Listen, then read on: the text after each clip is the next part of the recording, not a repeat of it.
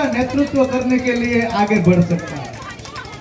तो आइए कार्यक्रम में ज्यादा समय न लेते हुए हमारे अध्यक्ष जी हैं श्रीमान विगन पासवान जी, उनसे मैं अध्यक्ष जी के तौर पे उनका मैं स्पीच लेना चाहता हूं। उनसे विनती करता हूं कि आपको ऐसे कहा नहीं जाता सर, क्योंकि आप अध्यक्ष हैं, अध्यक्ष को कोई ऐसी सूचना नहीं दी जाती है कि आप संक्षिप्त में करिए, लेकिन मुझे भरोसा है कि आप ज्यादा वक्त और ज्यादा शब्द नहीं लेंगे, इसलिए ये आखिरी प्रवचन है। मैं अध्यक्ष जी विगन पासवान जी से विनती करता हूं कि आप अपना भाव यहाँ से प्रकट करें।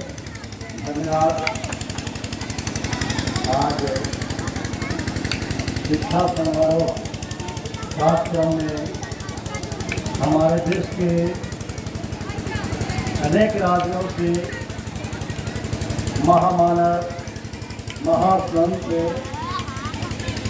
शिक्षा की अलग जगाने के लिए आज इस पर्वतीय क्षेत्र तरवा पहरी, जो तरवा पहरी को तारने के लिए, केवल तरवा पहरी ही नहीं,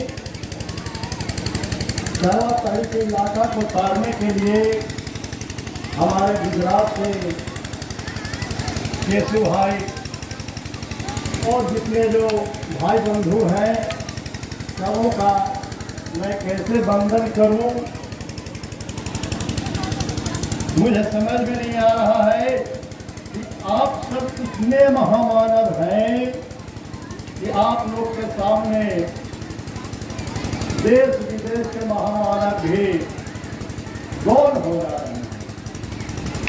तो मैं बात करता हूं, अध्यक्ष होने के नाते कि शॉर्ट में भी बोलना है, कार्यक्रम बहुत देर से भी चल रही है और बोलना भी चाहते हैं, बिना बोले रहा भी नहीं जाता है और बोलने में समय भी लगता है। क्या करें, समझ में नहीं आ रहा है, इनका संबोधन भी तो नहीं कर पा रहे हैं, समारोह है इसलिए संबोधन भी नहीं कर पा रहे हैं, इसके लिए आप लोग सबको माफ करेंगे, हाथ जोड़ करके प्रार्थना कर रहा हूँ।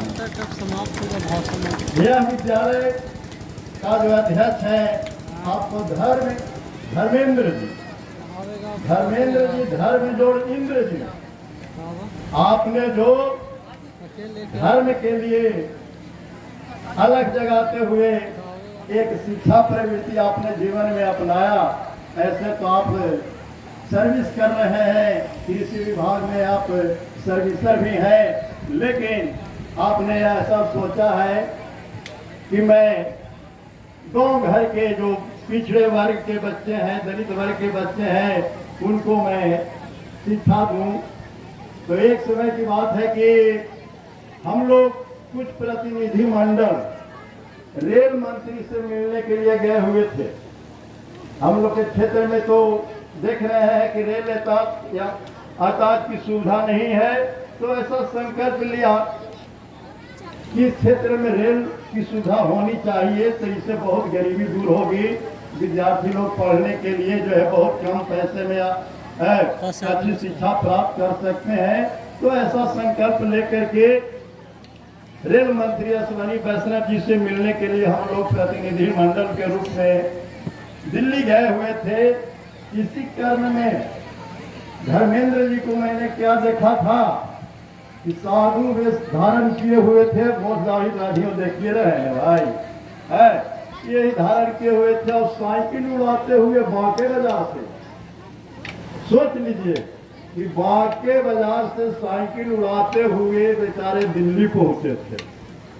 तो इसी क्रम में जो है इनसे हम लोग को मुलाकात हो गई, और जब मुलाकात हो गई तो परिचय हुआ। जब परिचय हुआ तो इनसे पूरा विवरण लिए कि आप क्या करते हैं, आप यह जो वेश धारण किए हुए हैं किसके लिए वेश धारण किए हुए हैं। तो इन्होंने कहा कि हम चाहते हैं कि गरीब के बाल बच्चा की कुछ हम सेवा करें, निःशुल्क पढ़ाई लिखाई करें, विद्यालय बनाना चाहते हैं।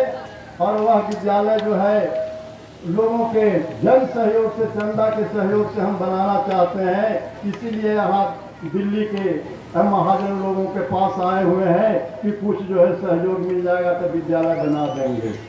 मैंने कहा कि बहुत अच्छी बात है।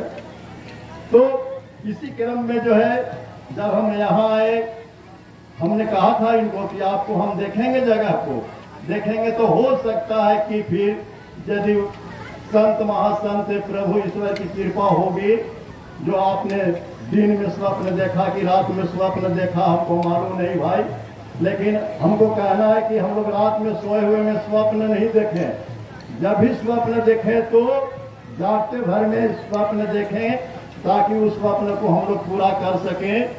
तो इनके पास भरवार धर्म संस्थान है, ऑफिस में गए, इनको रजिस्टर वगैरह देखे कि कितने स्टूडेंट हैं क्या है। तब मैंने जो है कहा कि अब भाई जो अब इतना पे कर रहे हैं तो आपको विद्यालय बनना चाहिए। तब मैंने संपर्क अपने साथी चंद्रदोष जी से किया। चंद्रदोष जी इनसे किए और चंद्रदोष जी का संपर्क ये महानुभव है।